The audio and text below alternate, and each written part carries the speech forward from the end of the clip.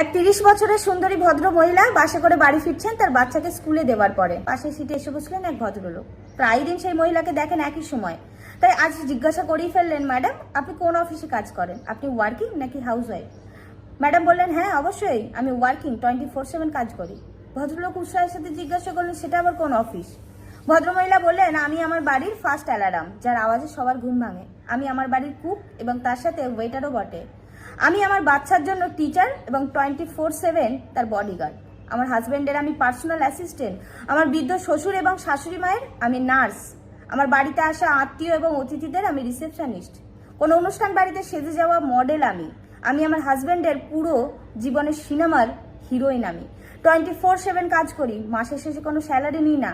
তার সাথে আমার বছরের শেষে কোনো স্যালারি ইনক্রিমেন্টও হয় না। আমার কোনো হলিডে থাকে না। তারপরেও আমার বসের কাছে শুনতে হয় সারাদিন করিটাই বাকি।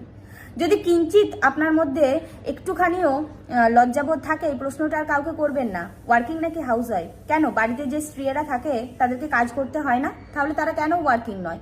যারা বাড়ির সাথে বাইরের কাজও করে তারা তো মানুষ নয়, তারা দেবতা তুল্য, তাদের তো পুজো করা উচিত। কিন্তু যারা বাড়িতেও থাকে তারাও কাজ করে। বাইরের কাজের থেকে বাড়ির কাজটা আরো অনেক বেশি কঠিন, কারণ সেখানে একটা নয় অনেকগুলো ডিউটি থাকে। তাই ওয়ার্কিং ওমেন এবং হাউস ওয়াইফ এই দুটোকে আলাদা করবেন না।